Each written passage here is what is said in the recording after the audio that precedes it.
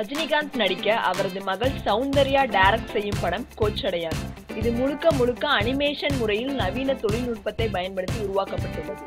இப்படத்தின் படப்பிடிப்பு முடிவடைந்து கிராபிக்ஸ் பணிகள் இறுதி கட்டத்தை எட்டியுள்ளது. கோச்சடையான் படத்துக்கு ஏ.ஆர். ரகுமான் இசையமைத்துள்ளார். கடந்த டிசம்பர் மாதம் 12ஆம் தேதி ரஜினி பிறந்தநாள் அன்று கோச்சடையான் படத்தின் பாடல்களை வெளியிட திட்டமிட்டிருந்தது. ஆனால் சில தொழில்நுட்ப பணிகள் முடியாததால் அது தள்ளி போனது. தற்போது ஆடியோ வெளியீடு தேதியை பட நிறுவனம் அதிகாரப்பூர்வமாக அறிவித்துள்ளது.